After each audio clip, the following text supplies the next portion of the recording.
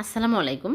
আজকে আমি মাত্র হাফ লিটার লিকুইড দুধ দিয়ে নরম তুলতুলে সেরা স্বাদের রসমালাই বানিয়ে দেখাবো। এই রসমালাই যে কেউ খুব সহজে বানিয়ে নিতে পারবেন।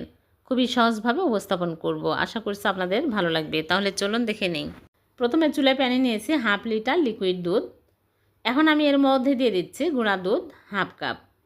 যে কোনো ব্র্যান্ডের গুঁড়া দুধ দিলেই হবে। এখন আমি ভালো করে নেড়ে মিশিয়ে নেব। তারপরে জাল করে একটা বলক তুলে নেব। ভালোভাবে একটা বলক চলে আসলেই হয়ে যাবে। এখন চুলা থেকে নামিয়ে নিচ্ছি। চুলা থেকে নামিয়ে আমি নেড়েচেড়ে দিয়ে দিচ্ছি লেবুর রস। এখানে 2.5 টেবিল চামচ লেবুর রসের সাথে 2.5 টেবিল চামচ পানি মিক্স করে দিয়ে দিলাম। দিয়ে নেড়েচেড়ে নিব। আপনারা চাইলে ভিনেগার দিয়েও ছানা কাটতে পারবেন। একটু নেড়েচেড়ে নিলে দেখা যাবে যে ছানা কেটে আসছে। চাপ দিয়ে দেখলাম একদম পারফেক্ট হয়েছে ছানা। এখন আমি সাথে সাথে একটা স্ট্রেনারে ঢেলে ঠান্ডা পানি দিয়ে ভালো করে ধুয়ে নেব।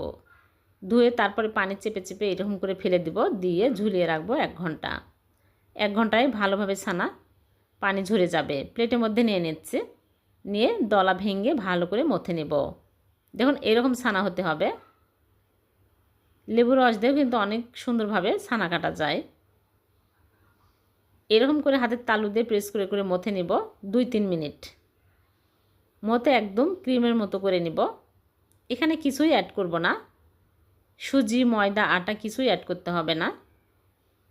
ভালো করে মথা হয়ে গেলে আমি ঢেকে রেখে দেব। দিয়ে চিনি সিরা তৈরি করে নেব। চুলায় প্যান বসিয়ে দিয়ে দিচ্ছি চিনি 1 কাপ আর পানি দিয়ে দিচ্ছি 3 কাপ। মিষ্টি বেশি পছন্দ করলে আরও চিনি অ্যাড করতে পারেন। 3টে এলাচ দিয়ে দিলাম। দিয়ে নেড়েচেড়ে বলক তুলে নেব। ভালোভাবে বলক হতে থাকুক আর এইদিকে মিষ্টিগুলো বানিয়ে নেব। এখন আমি ছোট ছোট করে রসমালাইয়ের শেপ দিয়ে নিচ্ছি। এরকম করে নিয়ে গোল করে বানিয়ে নিচ্ছি। একদম ছোট ছোট করে বানিয়ে নিতে হবে। এগুলো যখন আমি শিরার মধ্যে দিব তখন ফুলে ডবল হয়ে যাবে। আপনারা চাইলে লম্বা করে বানাতে পারেন। সবগুলো মিষ্টি আমি এইরকম করে বানিয়ে নিয়েছি। দেখুন কতগুলো মিষ্টি হয়েছে। এখন এই মিষ্টিগুলো চিনি শিরার মধ্যে দিব। চিনি শিরা ভালোভাবে বলক উঠে আসছে। এখন আমি সবগুলো দিয়ে দিচ্ছি।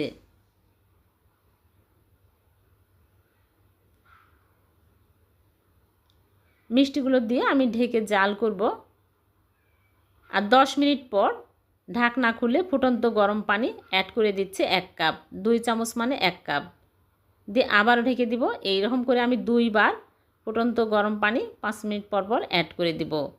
দিয়ে জাল করব 20 মিনিট। ঢেকেই কিন্তু জাল করতে হবে। ফিরে আসলাম 20 মিনিট পর। মিষ্টিগুলো হয়ে গেছে। শিরা একদম ঘন হয়ে আসছে। এখন আমি চুলা থেকে নামিয়ে নিচ্ছি। নিয়ে রেখে দিব 3 ঘন্টা। 3 ঘন্টা পর মিষ্টিগুলো তুলে আপনাদেরকে দেখাবো। ফিরে আসলাম 3 ঘন্টা পর। এখন আমি মিষ্টিগুলো তুলে নিচ্ছি। দেখুন কত সুন্দর হয়েছে মিষ্টিগুলো। ভেঙেও যায়নি, ফেটেও যায়নি, কিছুই হয়নি। অনেক সুন্দর হয়েছে মিষ্টিগুলো। এখন আমি তুলে নিচ্ছি। সবগুলো মিষ্টি তুলে তারপরে আমি মালাইয়ের মধ্যে দিব। তারপরে মালাই তৈরি করব। চুলায় প্যান বসিয়ে দিয়েছি আর দিয়ে দিচ্ছি লিকুইড দুধ হাফ লিটার। আর চিনি শিরা দিয়ে দিচ্ছি। যে শিরাতে আমি মিষ্টি জাল করেছি ওই শিরা দিয়ে দিলাম। আপনারা চাইলে চিনিও দিতে পারেন। এখন বলক উঠে আসছে। মিষ্টিগুলো সব দিয়ে দিলাম। দিয়ে আমি ঢেকে জাল করব 5 মিনিট। বেশি জাল করার প্রয়োজন নাই, যেহেতু মিষ্টিগুলো আগে জাল করা আছে। 5 মিনিট জাল করে নিয়েছি। এখন আমি লিকুইড দুধের সাথে গুঁড়া দুধ মিক্স করে দিয়ে দিচ্ছি। তাহলে মালাইটা আরও ঘন হবে, খেতে অনেক টেস্টি হবে। আপনারা চাইলে লিকুইড দুধ বেশি করে ঘন করে দিতে পারবেন যদি গুঁড়া দুধ দিতে না চান। এখন আমি নেড়েচেড়ে চুলা থেকে নামিয়ে নিব। নামিয়ে ঢেকে রেখে দেবো সারা রাত। 5 ঘন্টা পরেও খাওয়া যাবে। পরের দিন সকালে মিষ্টিগুলো আপনাদেরকে দেখাচ্ছি। হয়ে গেল রসমালাই। কতটা মজার হয়েছে। এভাবে হাফ লিটার দুধ দিয়ে রসমালাই বানিয়ে দেখবেন, এতটাই মজার হবে। আর এই মিষ্টি বানাতে কেউ ব্যর্থ হবেন না, একদম পারফেক্ট হবে। যে কেউ খুব সহজেই মিষ্টি বানিয়ে খেতে পারবেন। কত মজার হয়েছে দেখেই বোঝা যাচ্ছে। একটা মিষ্টি তুলে আপনাদেরকে দেখাচ্ছি কতটা নরম তুলতুলে আর রস ঢুকেছে। কম খরচে কম সময়ে এই মিষ্টি বানিয়ে নেবেন, দেখবেন সবাই অনেক পছন্দ করবে আর দোকানে যেতে হবে না। মাত্র হাফ লিটার লিকুইড দুধ দিয়ে 1 কেজি রসমালাই তৈরি করে ফেললাম। খুবই মজার হয়েছে মিষ্টিগুলো খেতে। ভিডিওটি ভালো লাগলে লাইক, কমেন্ট, শেয়ার করতে ভুলবেন না। 1 কাপ আটা আর একটা ডিম দিয়ে ভীষণ মজার একটা নাস্তা রেসিপি করে দেখাবো। তাহলে চলুন দেখে নিই। প্রথমে একটা বোলের মধ্যে নিয়ে নিচ্ছে চিনি হাফ কাপ, আর এর মধ্যে দিয়ে দিচ্ছে একটা ডিম ভেঙে, বড় সাইজের একটা ডিম ভেঙে নিয়ে নিচ্ছে। স্বাদ মতো লবণ দিয়ে দিচ্ছে। এখন একটা হ্যান্ড উইক্স দিয়ে ভালো করে ফেটিয়ে নিব। চিনি গলে আসা পর্যন্ত ভালো করে ফেটিয়ে নিতে হবে। আপনারা চাইলে কাঁটা চামচ দিয়েও ফেটিয়ে নিতে পারেন। তারপরে দিয়ে দিচ্ছি তেল।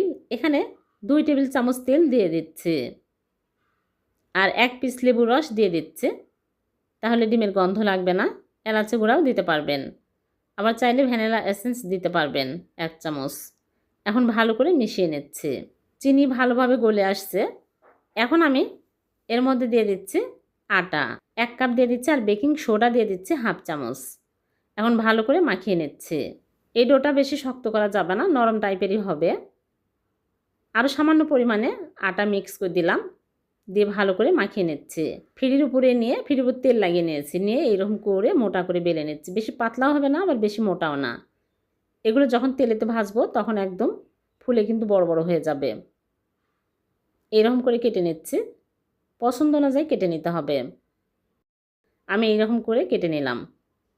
এখন প্লেটের মধ্যে তুলে নিচ্ছি, আর প্লেটের গায়ে তেল লাগিয়ে নিয়েছি।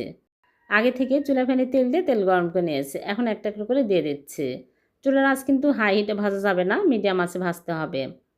তেল গরম করে তারপরে একটা একটা করে দিয়ে চুলার আঁচ মিডিয়াম আঁচে রাখতে হবে। সবগুলো ভেজে তুলে নিলাম। হয়ে গেল 1 কাপ আটা আর একটা ডিম দিয়ে মজার নাস্তা।